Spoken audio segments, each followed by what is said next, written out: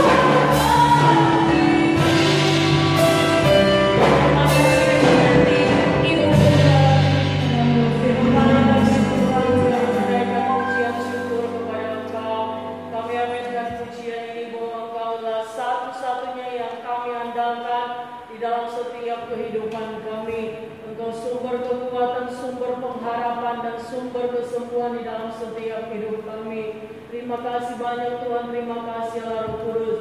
Kami sudah memuji menyembah Engkau di dalam roh dan kebenaran. Kami yakin dan percaya setiap pujian kami, penyembahan kami naik dan menyenangkan akan hadirat Engkau. Dan Engkau berkati hamba-Mu yang masih muda, yang sudah membawa kami masuk ke hadirat-Mu Tuhan. Engkau pakai terus kehidupannya dalam melayani Engkau, hikmat urapan Allah senantiasa menjadi bagian buat hamba-Mu. Sebentar juga kami akan mendengarkan kebenaran firman Tuhan. Mari Engkau berfirman di dalam setiap kehidupan kami. Apapun bentuk firman Tuhan itu, kami mau terima dengan sepenuh hati kami. Karena firman Tuhanlah yang senantiasa menguatkan iman percaya kami, menegur kami, membantu kami untuk menjadi pribadi yang luar biasa di hadapan Engkau. Hamba-Mu yang akan menyampaikan kebenaran firman Tuhan. Mari Engkau senantiasa urapi hikmat Tuhan menjadi bagian buat hamba-Mu Bapa, supaya benar firman Tuhan yang disampaikan oleh hamba-Mu menjadi kekuatan buat kami semua yang mendengar. Sebentar juga kami akan memberikan persembahan. Engkau berkati setiap tangan-tangan kami yang terus memberikan yang terbaik buat pekerjaan Tuhan di tempat ini. Engkau balas dengan berlipat kali ganda sesuai dengan janji kebenaran firman Tuhan. Terima kasih Bapa yang baik, mengampuni setiap salah dan dosa kami. Kami siap terima firman Tuhan, kami siap memberikan persembahan kami. Di dalam berkat nama Tuhan Yesus Kristus. Haleluya. Amin.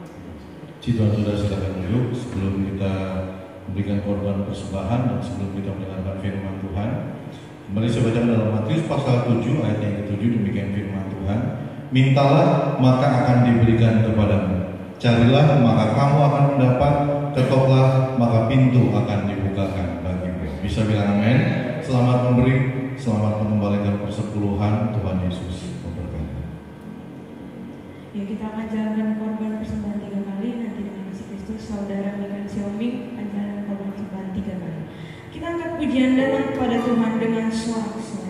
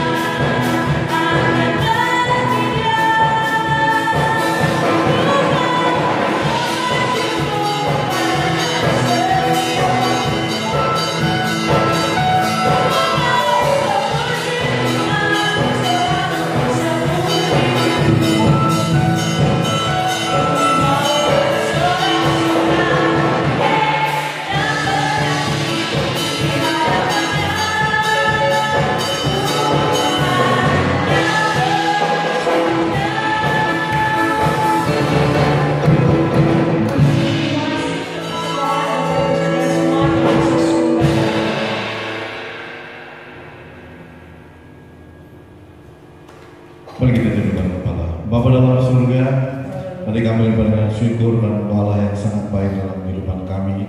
Terbukti sampai hari ini kami ada sebagaimana kami ada, semua karena kasih kemurahan yang luar biasa. Bapa dalam surga, sore hari ini kami jemaat Tuhan yang hadir di ibadah umum 3 ini, tangan-tangan kami sudah terulur memberkati pekerjaan Tuhan yang ada di tempat ini. Bahkan ada di antara kami yang mengembalikan persepuluhan. Bapa dalam surga, kami mohon kepada-Mu, curahkanlah berkat-Mu sehingga bisnis kami semakin diberkati, usaha kami semakin diberkati, mata pencaharian pekerjaan kami semakin diberkati. Bahkan apapun yang dilakukan oleh setiap tangan-tangan kami, Tuhan buat berhasil dalam nama Tuhan Yesus Kristus. Perintahkan berkat untuk memenuhi setiap wadah, setiap tempat, setiap lumbung yang kami persiapkan untuk menampung semua berkat, bukan hanya berkecukupan tapi juga sampai berlimpahan.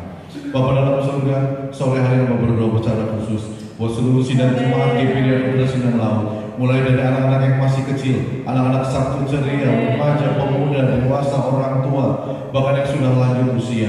Tutup bungkus kami dengan kuat kuasa darah-Mu, baik kami yang ada di dalam negeri maupun anak-anak atau keluarga kami yang ada di luar negeri. Jaga lindungi kami Tuhan, naungi kami di bawah kepak sayap-Mu yang kuat, sehingga kami terhindar dari setiap sakit penyakit, kami terhindar dari setiap wabah pandemi COVID-19 ini. Apa berdoa di dalam nama Yesus Kristus. Saudara mau berdoa buat seluruh sidang jemaat GPD dan Sidang Laut yang hari ini sedang terbaring sakit, baik yang ada di rumah sakit, di perawat di rumah sakit, maupun yang ada di rumah mereka masing-masing. Bapa dalam surga, tunjukkan kasih setia-Mu dalam kehidupan mereka. Ulurkan tangan kanan-Mu yang membawa kesembuhan, tangan kanan yang membawa pemulihan.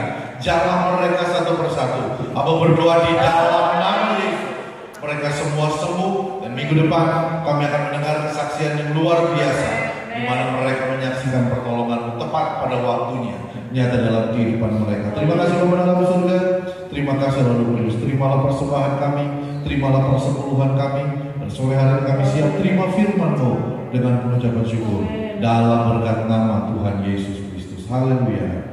Amin. Puji Tuhan. Shalom. Belum semua. Shalom. Saudara bersukacita sore hari ini. Amin. Ya, waktu dan tempat saya persilakan.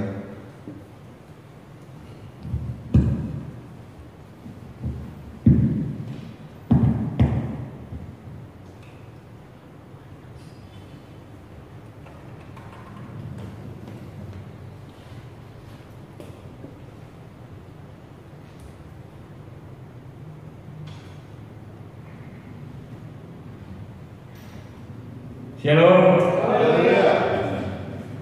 Puji nama Tuhan. Seberapa kita yang hadir sore hari ini, mungkin kalau yang pagi ada 5 orang, sore ini yang belum mendengar firman Tuhan yang pagi ada 4 orang.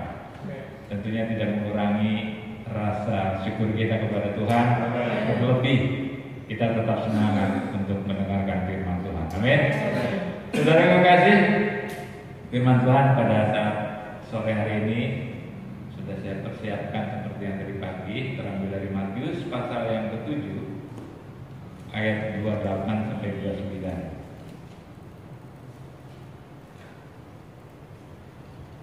Kita akan baca bersama-sama, hitungan yang ketiga kita akan baca bersama-sama. Sudah ketemu semua, amin. Dengan hitungan yang ketiga kita akan baca bersama-sama. 1, 2, 3. Dan setelah Yesus mengakhiri perkataan, takjublah orang banyak itu mendengar pengajaran, sebab Ia mengajar mereka sebagai orang yang berkuasa, tidak seperti ahli-ahli Taurat. Puji nama Tuhan. Saya ulangi sekali lagi. Ayat 28-29 demikian firman Tuhan. Dan setelah Yesus mengakhiri perkataan ini, takjublah orang banyak itu mendengar pengajarannya, sebab Ia mengajar mereka sebagai orang yang berkuasa, tidak seperti ahli-ahli Taurat mereka. Saudara yang kekasih, firman Tuhan pada sore hari ini yang terambil dari Matius pasal yang ke-7 ayat 28 sampai 29 ada hubungannya dengan khotbah Yesus di bukit. Saudara kalau lihat di Matius pasal yang ke-5, saudara maju, itu dikatakan ada khotbah di bukit. Bagaimana Tuhan Yesus berbicara dan mengajar mereka. Ada 10 poin ya, dari berbagai orang yang miskin di hadapan Allah, karena mereka lah yang mempunyai kerajaan surga, dan seterusnya sampai yang terakhir, bersukacita dan bergembiralah karena upahmu besar di surga, sebab demikian juga telah dianiaya nabi-nabi yang sebelum kamu. Saudaraku yang kekasih, firman Tuhan pada sore hari ini saya beri tema, beri judul The Choice, artinya pilihan. Amin. Hidup itu adalah pilihan. Siapa yang setuju? Amin. Mungkin tadi pagi saudara sudah memilih. Ketika bangun tidur pagi-pagi, langsung saudara memilih, saya mau ibadah sore. Saudara Efron, saudara Michael, saudara siapa lagi? Samuel ya, dan bos kita Gary ya luar biasa. Gary ini setia kalau ibadah sore. Kalau setiap saya ada pelayanan sore, saudara Gary ini selalu taat setia beribadah kepada Tuhan. Itu adalah pilihan mereka. Demikian juga dengan hidup saudara, kita semua. Ketika kita memilih pada hari ini, itu akan menentukan masa depan kita di masa yang akan datang. Amin. Mungkin saudara Kesia memilih pada waktu ditanya sama papanya, Bapak Paulus, Kesia mau lanjut kuliah atau mau apa? Akhirnya saudara Kesia memilih, saya mau melanjutkan di sekolah Alkitab. Dan puji Tuhan, tingkat 1 sudah selesai, betul ya. Dan tahun depan akan melanjutkan tingkat yang kedua. Dan saya dengan percaya ketika pilihan itu sudah jatuh, saya berdoa saudara Kesia akan menjadi seorang hamba Tuhan yang luar biasa. Amin. Yang dipakai Tuhan luar biasa. Karena kita yakin dan percaya setiap pilihan yang kita hadapi, yang kita ambil pada hari ini akan menentukan masa depan kita di masa yang akan datang. Mungkin apa yang saya dapat hari ini adalah pilihan saya di masa yang lalu. Ketika saya mau berbisnis, ketika saya mau melayani di tempat ini, itu adalah pilihan saya. Coba pada waktu itu kalau Opa bicara kepada saya, waktu itu kalau Opa manggil saya itu, bro, coba melayani firman Tuhan. Kalau saya nggak mau, kayaknya saya nggak berdiri di sini, betul? Iya. Tetapi ketika saya mengambil keputusan, saya mau melayani Tuhan. Dan sampai puji Tuhan, sampai saat sekarang ini saya tetap setia untuk melayani Tuhan. Ibu Gembala, contohnya ya, yang kita kasih contoh semua. Mungkin kalau Ibu Gembala tidak memilih Om Yance, kayaknya nggak jadi Ibu Gembala di tempat ini, betul? Iya, luar biasa. Itu pilihan yang tepat. Luar biasa, Ibu Gembala akhirnya boleh menjadi Ibu Gembala yang luar biasa dan sudah mempunyai 2 anak. Itu adalah pilihan-pilihan, saudara. Jadi hidup itu ada pilihan. Apa yang kita pilih sekarang menentukan hidup kita di masa yang akan datang. Dan kabar baiknya adalah pilihan adalah satu hadiah terbesar dari Tuhan. Kita bebas memilih. Amin. Coba kalau saudara tidak bisa bebas memilih. Wah, pagi ini kata Tuhannya semua seragam batik. Wah, pakai batik semua. Semua pakai baju warna hitam, pakai warna hitam semua. Tapi kita bebas memilih. Ada yang pakai batik, ada yang pakai kaos, ada yang pakai baju katun dan lain sebagainya. Demikian juga di dalam pilihan kita beribadah. Mungkin minggu ini, Tuhan saya malas, saya lebih baik mau jalan-jalan aja. Saya boring, saya jenuh, saya mau jalan-jalan dengan keluarga. Akhirnya tidak ibadah. Dan itulah pilihan saudara. Dan firman Tuhan pada sore hari ini mengajarkan kepada kita untuk menjadi jemaat yang kuat. Yesus menawarkan 4 pilihan, tentunya berhubungan dengan perikop yang ada di Matius pasal yang ke-7.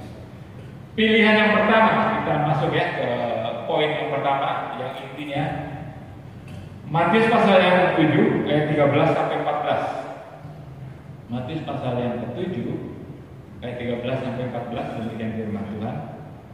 Masuklah melalui pintu yang sesak itu, karena lebarlah pintu dan luaslah jalan yang menuju kepada kebinasaan, dan banyak orang yang masuk melaluinya. Karena sesaklah pintu dan sempitlah jalan yang menuju kepada kehidupan, dan sedikit orang yang mendapatinya. Pilihan yang pertama, coba yang jemaat sore saya mau nanya, pilih pintu yang sesak atau pilih pintu yang lebar? Ini 4 orang nih yang pada sore. Yang pagi nggak usah jawab, yang tadi pagi sudah mendengarkan. Mau pilih pintu yang sesak atau pilih pintu yang lebar?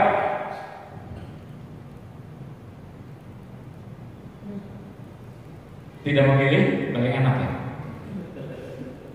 Paling enak abstain. Nah, cocok berarti. Kalau Al-Quran ini kan bodinya mungkin double L ya. Enak. Misalnya ini pintu yang lebar, ini pintu yang sempit. Kalau masuk ke pintu yang sesak ini susah masuk. Tapi kalau pintu yang lebar, apalagi Bapak ya. Double atau triple apa 4 ya. Itu lebih mudah. Tapi firman Tuhan pada pagi hari ini, pintu yang sesak itu ada kehidupan, tetapi pintu yang lebar itu kebinasaan. Jadi salah memilih. Jadi mulai saat sore hari ini kita mau belajar. Firman Tuhan katakan pintu yang sesak adalah kehidupan, pintu yang lebar kebinasaan. Memang lumrah saudara ya. Kalau orang suruh milih yang lebar atau milih yang sempit, milih yang besar. Saudara pengen punya rumah ya, pengen punya rumah yang besar. Saudara pengen punya mobil yang besar. Saudara pengen punya gaji yang besar. Kalau saudara seorang pedagang, ya pengen omsetnya juga yang besar. Tetapi firman Tuhan pada pagi sore hari ini kita berbicara, poin pertama ini berbicara mengenai kebenaran. Ketika saudara memilih pintu yang sesak, memang kenapa orang tidak suka pintu yang sesak atau pintu yang sempit? Ada 4 saudara saya catat di sini. Yang pertama adalah tidak populer. Ajaran Tuhan Yesus itu kan begini, tampar pipi kiri, dikasih pipi kanan. Amin.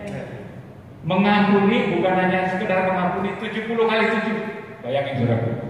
Jadi orang benar-benar jadi orang yang sabar, orang yang benar-benar punya hati untuk mengampuni. Jadi memang tidak populer saudara ya, ajaran Tuhan Yesus ini. Kemudian kalau yang populer itu paling gampang saudara ya. Contoh sekarang ini dari musim sepedaan, semua ikut sepedaan.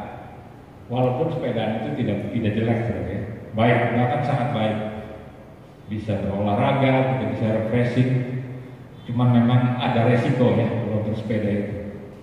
Mungkin karena di jalan raya, akhirnya ada motor, ada mobil. Mungkin kita sepeda yang di pinggir bisa kesenggol dan lain sebagainya. Karena contohnya ya ada saudara kami sudah 3 kali jatuh, tapi nggak kapok-kapok juga saudara. Ya karena dia memang hobinya udah sepedaan. Ya puji Tuhan, walaupun badan ibaratnya jatuh, ada terkilir dan sebagainya, tetapi dia tetap bersepeda. Kemudian, kenapa orang tidak suka pilih pintu yang sempit? Terbatas. Tidak semua orang mau, tidak semua orang tertarik. Karena memang dia itu seperti tadi aku katakan, dia suka pintu yang lebar. Lumrah saudara ya, karena lebih mudah, lebih gampang. Tidak bebas. Yang ketiga tidak bebas. Saudara sudah tidak boleh berjudi lagi, tidak boleh mabok lagi, tidak boleh madat lagi.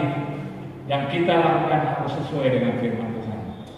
Kemudian yang keempat, ada tantangan. Firman Tuhan katakan, barang siapa mengikut aku harus menyangkal diri dan memikul salib. Amin. Ini berat saudara ya. Bagaimana kita harus menyangkal diri, kita harus memikul salib. Matius pasal yang ke-16 ayat 24. Matius pasal yang ke-16 ayat 24. Lalu Yesus berkata kepada murid-muridnya, setiap orang yang mau mengikut aku, ia harus menyangkal dirinya, memikul salibnya, dan mengikut aku. Sangkal diri, apa sih sangkal diri? Sangkal diri itu penguasaan diri, saudara. Mungkin saudara punya materi yang berlebih. Ketika saudara diberkati Tuhan, saudara punya mobil, saudara punya motor. Tentunya ketika saudara bisa menguasai diri saudara. Kalau saudara punya mobil, aduh rasanya kalau liburan nih minggu, pengen jalan-jalan. Tetapi kalau saudara punya penguasaan diri, hari Minggu ya beribadah. Amin. Hari Minggu waktunya Tuhan ya kita beribadah. Apakah saudara mau ambil pilihan ibadah pertama, ibadah kedua, atau sekarang ibadah ketiga? Mungkin saudara punya hobi, seperti yang tadi saya katakan, bersepeda, goes, dan lain sebagainya. saudara bisa pilih waktu. Kalau saudara misalnya ibadah yang pertama, saudara bisa menguasai diri. Ketika saudara selesai ibadah pertama, mungkin sore saudara bisa bersepeda. Atau dibalik, ketika saudara ibadah yang ketiga, saudara bisa goesnya pagi hari. Itulah sangkal diri saudara, kemuasan diri. Kemudian emosi saudara, saudara bisa mengatur emosi saudara. Ketika saudara mengalami disakiti atau mungkin saudara dikhianati, saudara bisa menahan emosi saudara. Emosi saudara bisa terjaga dengan baik. Itulah sangkal diri saudara. Dan saya yakin ketika saudara bisa sangkal diri, hidup saudara tidak self-oriented. Artinya apa? Tidak berpusat kepada diri kita sendiri. Kalau self-oriented itu kesannya egois saudara ya. Apa-apa harus saya, harus aku. Tetapi hidup kita Christ oriented, artinya berorientasi kepada Kristus.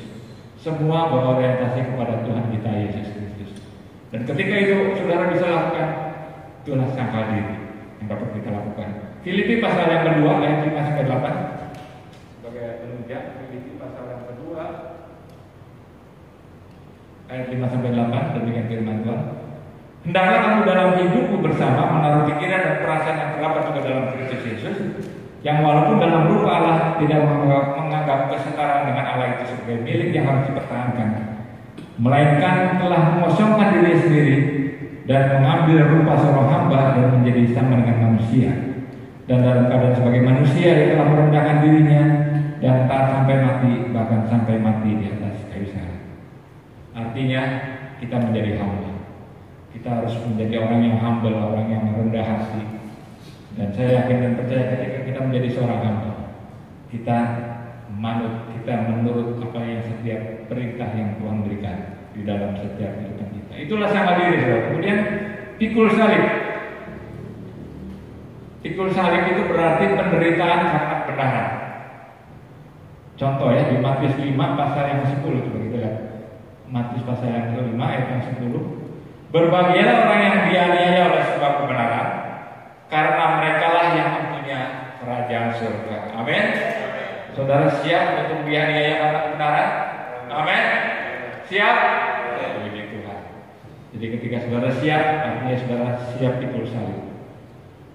Pikul salib ini bukan berarti saudara tidak boleh menjadi orang yang sukses, menjadi orang yang kaya, orang yang banyak uang, bisa makan enak dan lain sebagainya. Tetapi hidup yang berbeda dengan nilai dunia. Ketika dunia dikatakan demikian, saudara berbeda. Ada perbedaan antara orang dunia dengan kita sebagai orang yang percaya. Amin. Itulah poin yang pertama, saudara. Kita masuk ke poin yang kedua. Pilihan yang pertama tadi adalah pintu yang sesat dan pintu yang lebar. Yang kedua Matius pasal yang ke-7 ayat 18 sampai 20. Matius pasal yang ke-7 ayat 18 sampai 20 demikian firman Tuhan. Tidak mungkin pohon yang baik itu menghasilkan buah yang tidak baik, ataupun pohon yang tidak baik itu menghasilkan buah yang baik. Dan setiap pohon yang tidak menghasilkan buah yang baik pasti ditebang dan dibuang ke dalam api. Jadi dari buahnya lah kamu akan mengenal mereka. Pilihan yang kedua, saudara memilih pohon yang baik atau pohon yang tidak baik? Pohon yang baik ya, itu sudah pasti. Karena apa? Ketika saudara memilih pohon yang baik, pasti pohon itu berbuah. Dan buahnya lebat. Dan rasanya manis. Jadi artinya ketika saudara memilih pohon yang baik, hidup saudara berbuah. Baik itu buah pertobatan. Mungkin yang dulunya saudara suka berbohong, tisani, tipu sana, tipu sini. Tetapi setelah hidup saudara berbuah, saudara menjadi orang yang luar biasa. Saudara menjadi orang yang punya dedikasi, punya integritas. Saudara bisa dipercaya, omongan saudara bisa dipercaya. Jadi saudara tidak berbohong lagi. Apa yang saudara perbuat itu yang saudara katakan. Atau sebaliknya apa yang saudara katakan itu yang saudara perbuat. Dan karakter kita berubah. Mungkin yang tadinya suka marah-marah, suka emosi, sekarang menjadi penyapa. Amin. Mungkin yang dulunya pelit, kikir, sekarang jadi murah hati. Pekerjaan Tuhan di tempat ini butuh perhatian dari setiap kita. Ketika saudara diberkati, saudara siap untuk memberkati. Amin. Ketika saudara diberi berkat yang melimpah, saudara siap untuk memberkati, khususnya pekerjaan Tuhan di tempat ini. Amin. Itulah poin yang kedua. Ketika saudara memilih pohon yang baik, hidup saudara pasti berbuah. Kita lanjut ke yang ketiga, Matius pasal yang ke-7 ayat 21 sampai 23. Matius pasal yang ke-7 ayat 21 sampai 23 demikian firman Tuhan. Bukan setiap orang yang berseru kepada Tuhan akan masuk ke dalam kerajaan surga, melainkan dia yang melakukan kehendak Bapa yang di surga. Pada hari terakhir banyak orang akan berseru kepadaku, Tuhan, Tuhan, bukankah kami bermuat demi namamu dan mengusir setan demi namamu dan mengadakan banyak mujizat demi namamu juga? Pada waktu itulah aku akan berterus terang kepada mereka dan berkata, aku tidak pernah mengenal kamu, menyalah daripadaku kamu sekalian pembuat kejahatan. Saudaraku, poin yang ketiga ini berbicara mengenai pengenalan akan Tuhan kita Yesus Kristus. Yang saudara pilih adalah Kristen pengenalan atau Kristen aktivitas. Artinya begini, saudara. Ada banyak anak Tuhan yang aktif, saudara ya. Setiap ada ibadah dia datang. Saudara bayangkan, Selasa ibadah rumah tangga hadir, Rebo ibadah pria hadir, Jumat ibadah wanita hadir. Jadi kalau ibadah pria hadir, ibadah wanita hadir, jadi makanya siapa Tuhan itu ya? Bukan jemaat ya. Pemuda hadir, sekolah minggu hadir. Contohnya Maria dan Marta, saudara ya. Kita lihat di Lukas pasal yang ke-10 ayat 41 sampai 42 itu. Lukas pasal yang ke-10 ayat 41 sampai 42.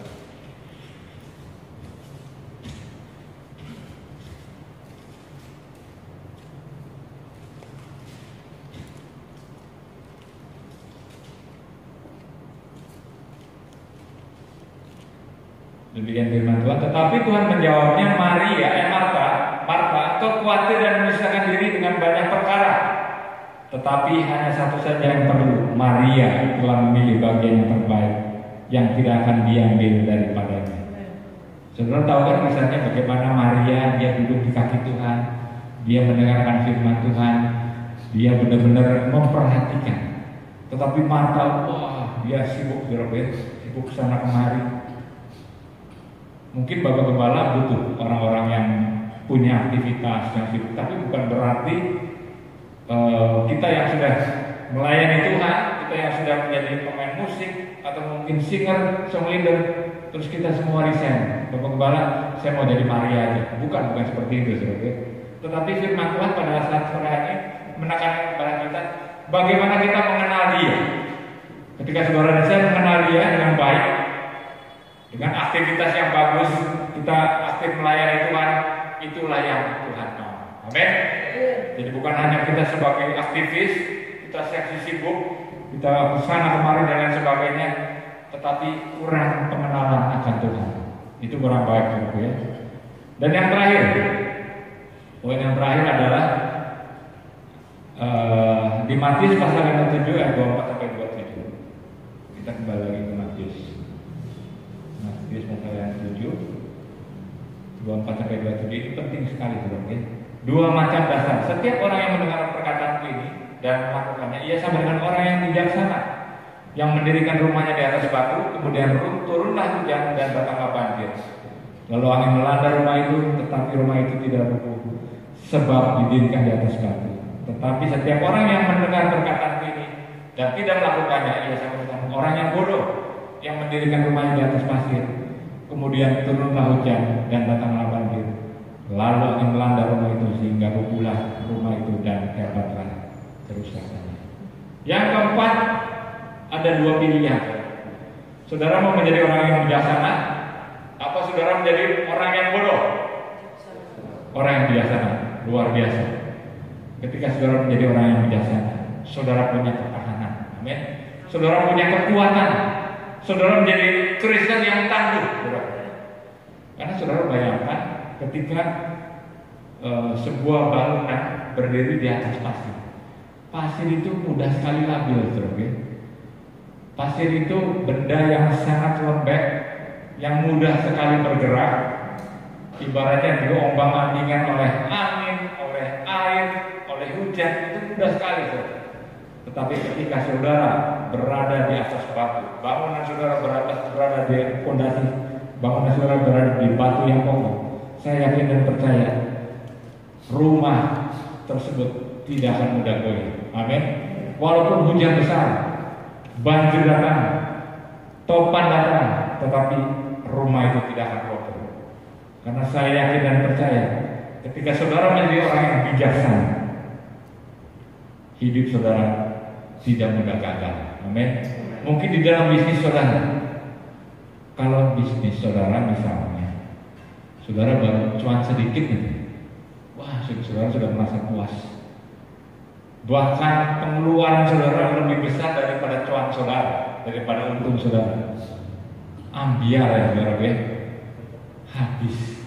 Mungkin dengan modal-modalnya habis. Karena apa? Saudara bukan orang yang bijaksana. Saudara masuk ke orang yang bodoh, yang membangun punya fondasi di atas pasir, sehingga ketika ada badai sedikit, COVID-19 datang, berantakan, ya. Tetapi biarlah pada saat sore hari ini kita belajar, kita harus mempunyai ketahanan yang luar biasa. Kita harus menjadi orang yang bijaksana. Mungkin di dalam pernikahan kita, saya yakin kalau kita yang sudah berkeluarga, baik itu 5 tahun, 10 tahun, 15 tahun, 20 tahun, pasti ada gesekan. Amin. Pasti. Saya yakin pasti ada. Cuma karena kita punya kasih yang daripada Tuhan, yang mempersatukan. Dengan kasih itu akhirnya melalui gesekan, perbedaan pendapat, itu semua dapat disatukan kembali. Kita beda mungkin dengan para artis selebriti di sana. Dia sih memang membangun pernikahannya bukan di atas batu karang yang kokoh, tetapi dia membangun pernikahannya di atas pasir. Jadi ketika ada badai sedikit, dia langsung menyerah. Ketika ada topan sedikit, dia langsung berubah. Tetapi firman Tuhan pada saat sore hari belajar kepada kita untuk kita menjadi orang yang bijaksana. Amin. Kita punya ketahanan yang luar biasa. Mungkin juga di dalam pelayanan.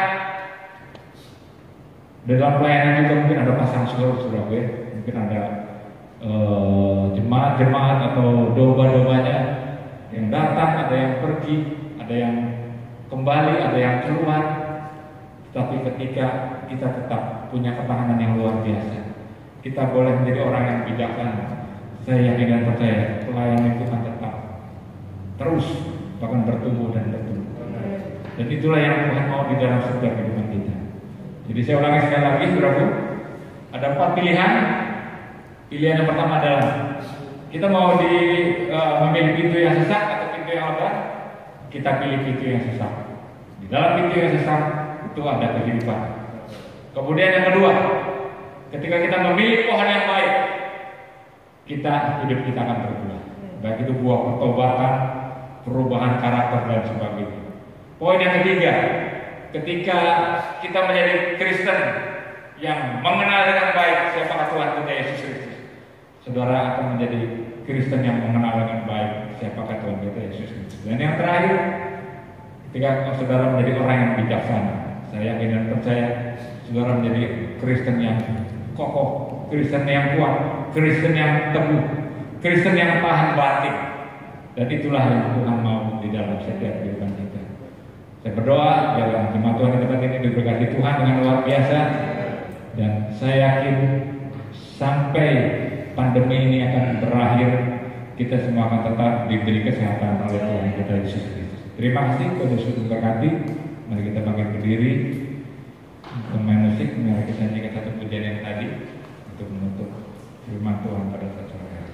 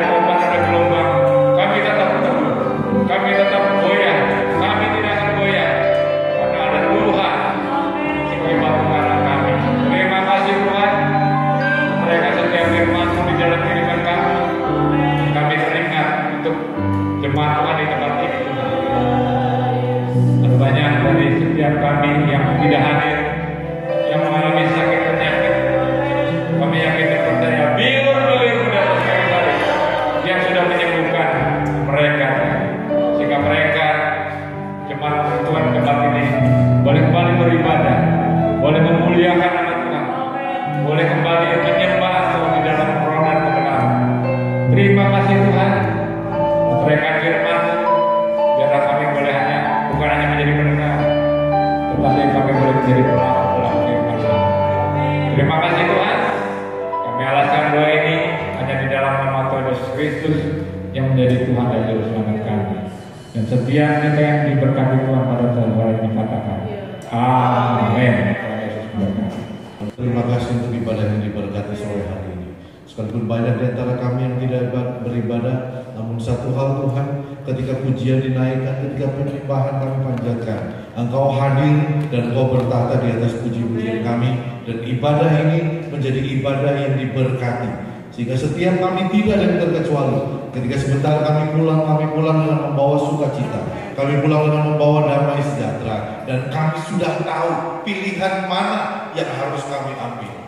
Bapa dalam surga, tanamkan firman dalam hati kami, menjadi rema, menjadi kekuatan dalam kehidupan kami renungkan dan kami lakukan, sehingga iman kami semakin bertumbuh, nama Allah yang dipuji dan dipermuliakan. Kami berdoa buat bangsa negara kami Indonesia, kami berdoa buat Jawa Barat, kota dan kabupaten Cirebon, dan khususnya buat Sintang Laut. Biarlah semuanya pulih kembali, semuanya sembuh kembali. Apa berdoa di dalam nama Yesus.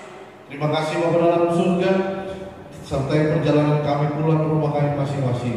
Kalau sepanjang minggu ini semua rangkaian ibadah diliburkan, tapi bukan berarti hubungan kami pribadi lepas pribadi dengan Engkau juga terputus Tuhan. Ibadah boleh diliburkan, tetapi hubungan kami secara pribadi dengan Engkau tidak akan pernah libur. Terima kasih Bapa dalam surga. Sebentar kami akan pulang sertai perjalanan kami, tiba di rumah dengan selamat, baik kami yang berjalan kaki, dengan motor atau dengan mobil, dengan kendaraan pribadi atau kendaraan umum. Allah Immanuel yang akan membawa kami tiba di rumah kami masing-masing. Kami dapat melewati malam yang gelap dalam masa peristirahatan kami. Besok pagi kami bangun dengan penuh, dengan tubuh yang segar bugar diberkati. Kami dapat kembali beraktivitas, kami dapat kembali bekerja, dan kami dapat terus berkumpul bersama dengan keluarga kami. Dan akhirnya saudara, mari angkat kedua tanganmu dan terimalah berkat. Sidang jemaat yang dikasihi oleh Tuhan, kembalilah pulang ke rumah masing-masing. Bawalah berkat yang melimpah dari Allah Bapa, cinta kasih dari anaknya Tuhan Yesus Kristus, persekutuan, kekuatan, dan pengurapan dari Allah Roh Kudus, menyertai memberkati saudara dan saya sore atau malam hari ini sampai selama-lamanya. Terimalah berkat ini dengan pengucapan syukur dalam berkat nama Tuhan Yesus Kristus. Dan kita diberkati, sama-sama katakan amin.